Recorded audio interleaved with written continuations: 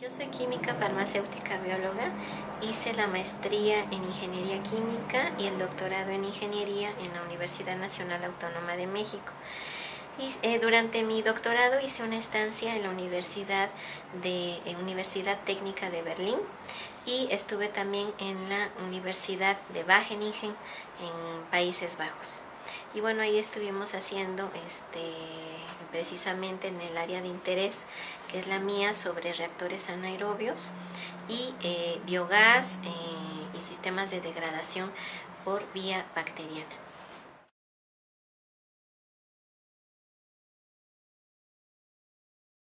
Es muy fácil, los biocombustibles se dividen en tres grupos, son biocombustibles sólidos, biocombustibles líquidos y biocombustibles gaseosos.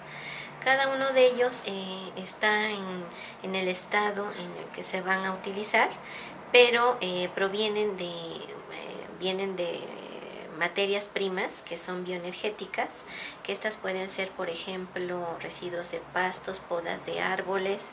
También tenemos residuos de aceites o aceites propios para crear el combustible, y todo esto pasan por un proceso en el cual son procesos de conversión para que nosotros obtengamos el biocombustible sólido, líquido, gaseoso. ¿Cuál es el biocombustible sólido? Bueno, pues todo lo que tenemos como residuos de madera que se pueden utilizar, se compactan y se hacen biocombustibles sólidos. Ahora, los biocombustibles líquidos es lo que llamamos biodiesel y bioetanol, y biocombustibles gaseosos es gas de síntesis y biogás.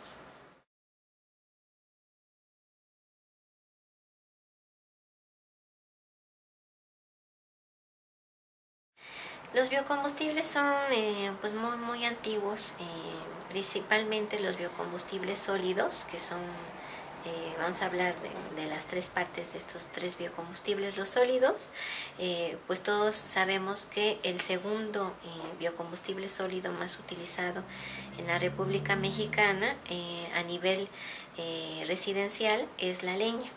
Y bueno, ese es un biocombustible sólido. Lo que son los biocombustibles gaseosos, después de la Segunda Guerra Mundial, China y la India, pues ellos ya han desarrollado lo que son los digestores. A partir de los excrementos de los animales obtienen biogás, y del biogás como si fuera gas doméstico. Y bueno, los biocombustibles líquidos, pues todos conocemos ya desde hace una antigüedad el bioetanol y el biodiesel, desde Rudolf Diesel, que fue el que creó precisamente el biodiesel.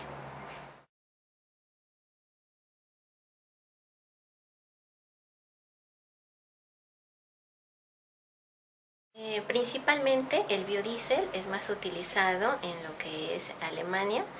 Luego, si hablamos de bioetanol, el que más utiliza en mezclas es Francia, y el que lo utiliza ya el 100% es Brasil. Entonces, bueno, hablemos sobre las repercusiones de utilizar también biocombustibles. En Brasil, por ejemplo, pues ya el consumo ya es tal que para cubrir la demanda se tiene que a veces devastar lo que es la selva del Amazonas para sembrar la caña de azúcar. La caña de azúcar pues es un cultivo que es selvático, y entonces se necesitan grandes extensiones. Y bueno, pues ahí hay una repercusión. Ahora, ¿qué más hablamos del estado del arte de los biocombustibles? Lo de los biocombustibles sólidos, bueno, se han estado dando en México como en países de Sudamérica, lo que son estufas de leña. Y bueno, las estufas de leña son tecnologías de las cuales disminuyen el dióxido de carbono y el monóxido de carbono en la quema del biocombustible. Pero a veces estas estufas de leña no están diseñadas como el usuario las necesitara. El usuario tiene la disponibilidad de esta tecnología, pero muchas veces no es la que él requiere.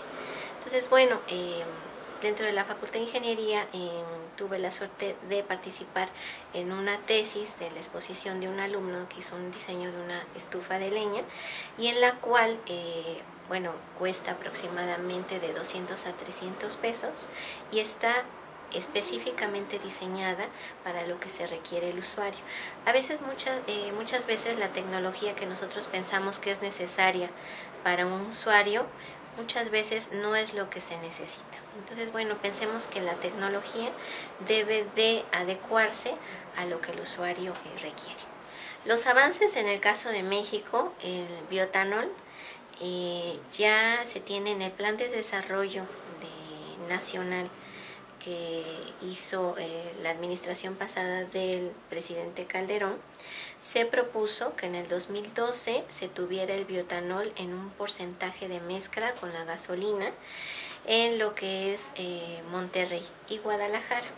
Luego en el 2013 se pensaba irlo incorporando a la gasolina para la Ciudad de México, y bueno, en el 2014 estaba completamente incorporado.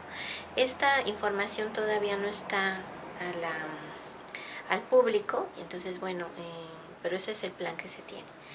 En lo que respecta a biodiesel, bueno, se tiene actualmente la empresa del ADO y del Turibús que utiliza biodiesel a partir no de semillas comestibles, sino a partir de aceites comestibles de desecho de restaurantes.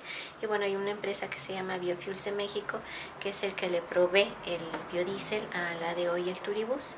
Y bueno, esa es la experiencia que se tiene en biocombustibles aquí en México como principales escenarios que se podrían ejemplificar. Y bueno, y sobre biogás, pues se tiene el relleno sanitario de Monterrey, en el cual se aprovecha el biogás para que el metro de esta ciudad de Monterrey pueda funcionar a partir del biogás, de la conversión a electricidad. Y bueno, tienen el metro a partir de la basura, que es uno de los ejemplos más exitosos aquí en México. Hay otros sobre biogás, otros ejemplos como en rastros. Está el rastro también de Cuautitlán, aquí en el Estado de México, que a partir de las aguas residuales de rastros obtienen energía eléctrica. Bueno, de las aguas de la degradación anaerobia obtienen biogás, y del biogás electricidad, y bueno, de la electricidad lo utilizan para la refrigeración de todas las carnes, principalmente de carne de porcino. Entonces, bueno, ese es uno de los adelantos aquí en México, además de que se tiene la ley de los bioenergéticos y la ley de las energías renovables, de la cual se puede echar mano, aunque bueno, le faltan muchas especificaciones que hacer. Aquí lo más importante son las políticas públicas que hacen falta para impulsar los biocombustibles aquí en México. Yo creo que poco a poco se darán dando conforme van avanzando el uso de estos biocombustibles.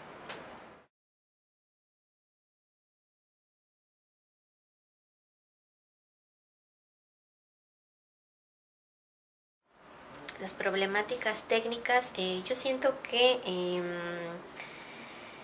en la tecnología no tenemos ningún problema. Está el Instituto Mexicano del Petróleo, la Universidad Nacional Autónoma de México, la UAM, el POLI, bueno, muchas universidades, incluso también la UNAD, para poder crear todas estas tecnologías. Aquí lo importante, vuelvo a recalcar, que son las políticas públicas. Si no tenemos políticas públicas de cómo hacer el diseño, de cómo se tienen que tanto la fase de producción y de utilización del biocombustible, no tenemos ninguna dirección. Entonces, si no hay desde ese punto de vista una política pública, es muy difícil que nosotros tengamos un impulso sobre estas tecnologías.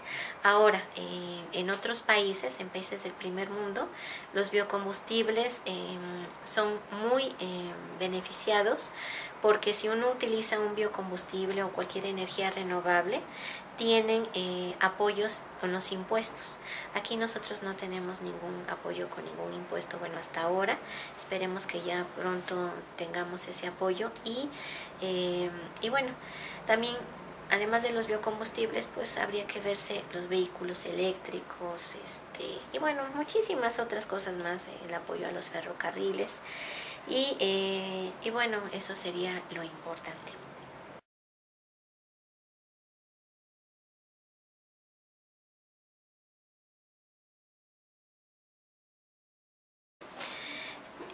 Los prototipos, bueno, no precisamente los prototipos, sino la creación de una tecnología se puede hacer a 3 niveles. El primer nivel es un nivel laboratorio, nivel piloto y nivel industrial. Estos 3 niveles se dan tanto en los biocombustibles sólidos, en los biocombustibles líquidos y en los biocombustibles gaseosos. Entonces, si vamos por partes, los biocombustibles sólidos, en un nivel prototipo casero, no casero, sino un prototipo piloto, son las estufas de leña. Ahora, si vemos un prototipo industrial, no se le llama prototipo industrial, sino ya un nivel industrial, tenemos que son calderas que trabajan propiamente con todos los biocombustibles sólidos. Estos biocombustibles sólidos se dan a partir de todos los cortes de podas y de árboles e incluso madera específica para utilizarse en la conversión de la producción de energía térmica. Eso es en los países del primer mundo. Y se hacen pellets o briquetas, de los cuales, bueno, se queman en estas calderas, generan calor, y el calor es aprovechado para el confort de las habitaciones o de un edificio. Eso es comúnmente lo que se hace en países del primer mundo. Eso es a escala industrial. Ahora, si vamos con los biocombustibles líquidos, que es bioetanol y biodiesel, vemos que a escala laboratorio, bueno, pues se puede, ustedes ven los videos de YouTube que todos, casi todo el mundo puede generar biodiesel, pero hay que ver también con qué características estamos generando ese biodiesel, porque para utilizarlo, el biocombustible líquido es el fin va a ser utilizado para el transporte. Y bueno, el transporte, estamos nosotros en México regidos bajo las normas ASTM. Las normas ASTM son para garantizar que el motor no va a tener un perfecto funcionamiento. Ahora, ¿qué se refiere a un perfecto funcionamiento? Bueno, la lubricidad, la temperatura del escape. Si no cumple con estas características, muchas partes del motor tienen averías, se daña, se forma como un chicle del cual empiezan por ejemplo, anillos, pistones y todo esto se empiezan a dañar, y entonces ya no funciona bien el motor. Entonces, bueno, eso se puede hacer a nivel laboratorio, siempre y cuando cumplamos con con estas normas. Para el biodiesel es la ASTM 6751. Ahora, si es una escala ya industrial, también se debe de cumplir con esa norma, y ya los equipos son escalables, así como se hace en el laboratorio, se lleva a una planta de biodiesel. Comúnmente el biodiesel se genera a partir de una transesterificación ácida o una transesterificación alcalina. Ahora, tomando el tema sobre el biogás se puede hacer a nivel laboratorio, piloto e industrial. Ahora, ¿qué llamamos casero? Bueno, pues podría ser lo que es a un nivel piloto, pero hay un alumno de hace unos 3 años que hizo una tesis conmigo en la universidad, en el cual hizo un prototipo casero para los residuos de su misma casa, para aprovecharlos en un digestor y generar biogás. Esto no es factible porque él produjo un biogás durante una semana para calentar medio litro de agua, servir medio litro de agua. Entonces eso no es factible. Entonces a veces todas las carreras piensan que estos sistemas son muy fáciles, muy sencillos de hacer, y todo el mundo quiere hacer y no sabemos qué es lo que está sucediendo dentro. Entonces, para manejar un digestor necesitamos tener varias disciplinas que son mecánicos, eléctricos, químicos e incluso ingenieros civiles. Y no es que otras más disciplinas, no solamente una disciplina puede manejar estos sistemas. Entonces cualquiera ya quiere poner ahora digestores por todas partes, pero no es factible. Ahora, si pensamos nosotros en un digestor más grande, tenemos en la Facultad de Ingeniería ya instalado un digestor en el cual se hace la degradación anaerobia de los desechos de un restaurante de la Facultad de Ingeniería, que es el Cibario. Ahí se recolectan aproximadamente 30 kilos diarios de desechos, se digieren en el reactor anaerobio, se produce el biogás y el biogás es aprovechado ahí en ese mismo restaurante. ¿Cuánto es de biogás? Aproximadamente 3 metros cúbicos diarios. Eso es en promedio. A veces es un poquito más, a veces un poquito menos. Entonces, ¿qué representa esto? Bueno, 30 kilos de basura diario pues representa cubrir el 5% del consumo normal del restaurante. Entonces, no pensemos que vamos a cubrir con los biocombustibles todo el consumo energético que se necesita.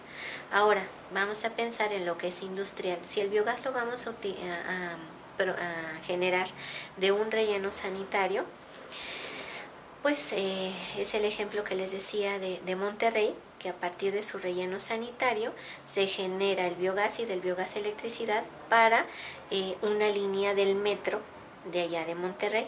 Entonces, bueno, si pensamos en grandes cantidades, es más aprovechable y es más factible económicamente.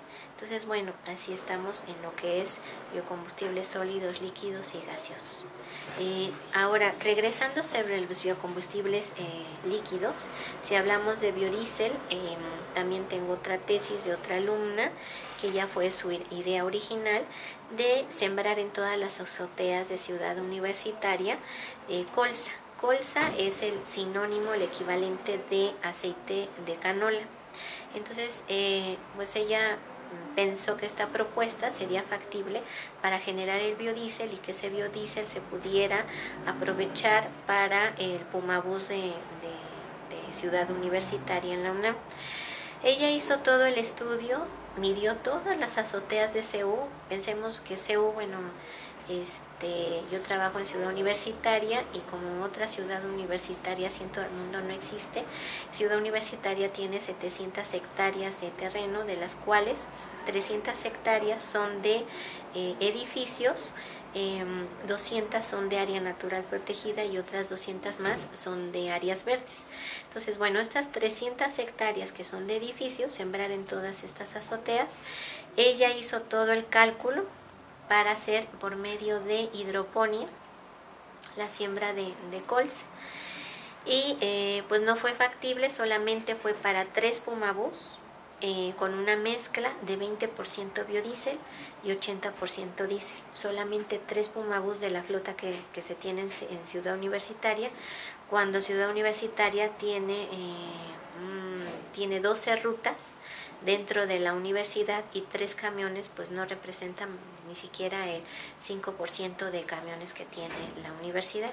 Entonces no es factible sembrar biocombustibles, bueno, no biocombustibles, sino semillas oleaginosas para generar biodiesel y bueno, utilizar áreas de cultivo que son para fines alimenticios y desplazar estos áreas de cultivo que son ahora para fines de combustible. Entonces no es factible ni económicamente ni técnicamente.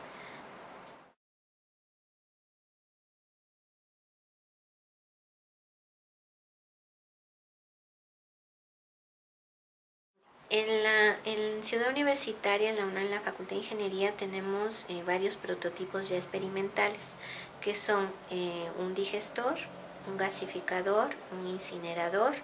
Tenemos también una planta de bioetanol y una planta de hidrógeno a partir de anaerobiosis.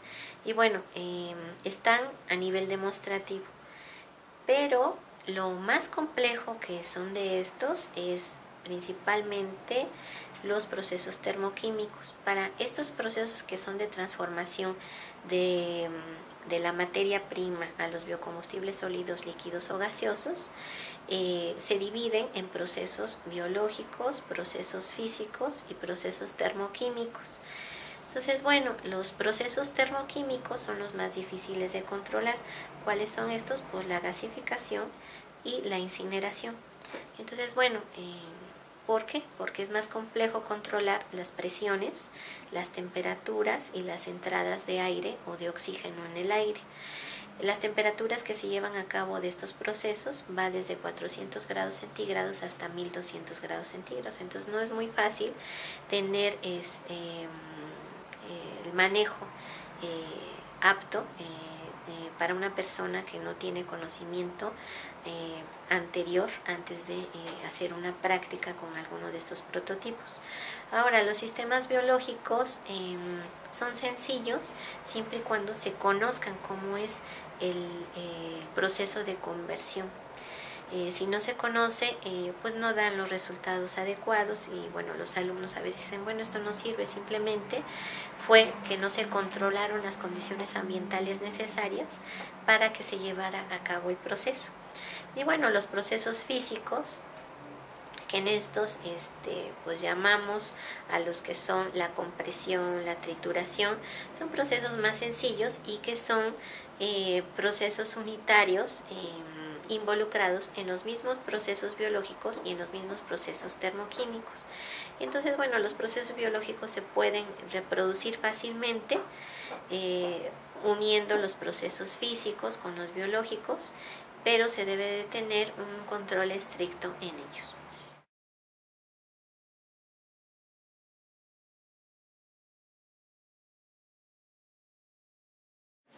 A nivel básico, en los procesos biológicos, pues sería control de los microorganismos. El control de los microorganismos es pH, temperatura, entrada de aire o anaerobios, o también tenemos en los procesos termoquímicos sería el control de monóxido de carbono, de dióxido de carbono, presión, temperatura y entrada de oxígeno o aire enriquecido con oxígeno o oxígeno o vapor de agua.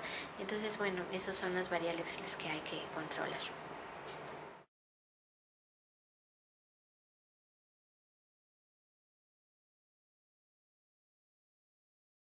Eso es muy, da mucho impulso a los alumnos.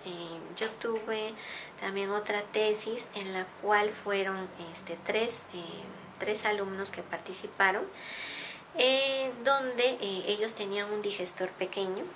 Después de ese digestor, el biogás se acumulaba en una bolsa de polietileno de alta densidad, y de ahí nosotros enviábamos el biogás a una pequeña maquinita que estaba conformada de una caldera. Es decir, el biogás calentaba el agua de la caldera, se producía vapor y el vapor movía unos pistones. Al moverse estos pistones iban conectados a un generador eléctrico y el generador pues obviamente producía electricidad. Entonces, bueno, este sistema pequeñito que fue una tesis, pues dio... Nadie de los alumnos que estaba participando creía que se podrían prender los foquitos a partir de la basura que ellos estaban degradando en vía anaerobiosis. Y sí fue posible. Entonces, para el alumno es muy provechoso entender cómo se está generando el biogás, por qué, cuáles son las variables que él tiene que controlar y generar el biogás rico en metano, porque no nada más es generar biogás y ver que ya está saliendo, sino generar el biogás que esté rico en metano, porque el metano se puede quemar, es el combustible, y entonces generar de ahí electricidad con una maquinita simple. Ahora, los sistemas entre más pequeños son menos eficientes que los mayores. Todavía, bueno, el hombre todavía no puede simular la eficiencia que se tiene en la naturaleza. Vemos, por ejemplo, una hoja de una planta aprovecha el 99.9% de la luz ultravioleta para su conversión en la fotosíntesis y todos los procesos que se llevan en las plantas. Pero un motor de combustión interna, por ejemplo, bueno, tiene una eficiencia máxima de 35 a 40%. Entonces, ¿qué significa esto? Que del biogás que va a entrar, o sea, del poder calorífico que entra, el 60%, el 35% se convierte en electricidad y lo demás son pérdidas de calor. Asimismo, es otro ejemplo, si vemos en los automóviles, solamente el 15% del volumen de la gasolina que nosotros metemos en nuestros coches, ese 15% es para movimiento del automóvil, lo demás es pérdida de calor. Entonces, bueno, entre los sistemas, entre más pequeños sean, las pérdidas son mayores. En este sistema pequeñito que les platico, la eficiencia fue del 12%, porque entre más pequeño, las pérdidas son mayores. Pero es crea mucha satisfacción en los alumnos ver precisamente cómo es el proceso, el aprendizaje, porque número 1 tiene el aprovechamiento de lo aprendido, en segundo es el trabajar en equipo, en tercero pues es aplicar el conocimiento ya que ellos lo estén manipulando, y eso es lo más importante porque el aprendizaje pedagógicamente es mejor.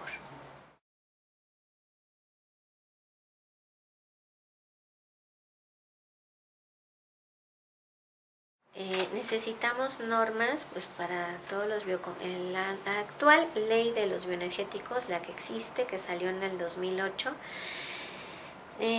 pues no tiene ciertas especificaciones.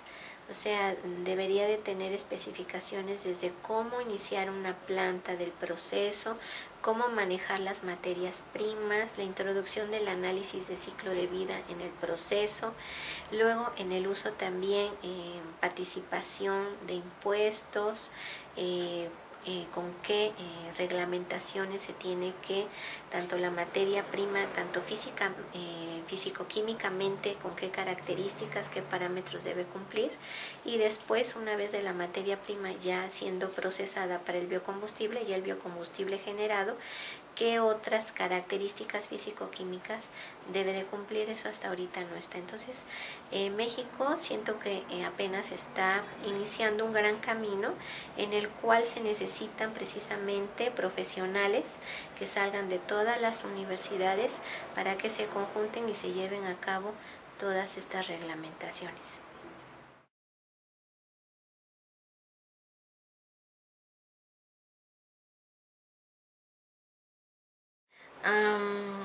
Las perspectivas que tiene México sobre los biocombustibles, creo que en lo que se refiere a biogás tiene muchas perspectivas.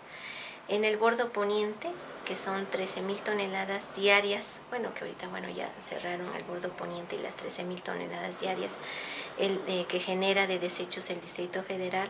México tiene ahorita, el gobierno del Distrito Federal, un gran problema porque tiene que llevar todas esas 13,000 toneladas diarias a repartir en diferentes rellenos sanitarios, de los cuales, tiene que pagar para que se los reciban. Eso sería un gran potencial de generar biogás a partir de todos estos residuos, y que ese biogás pues sirviera para alguna de las líneas del metro dentro del Distrito Federal.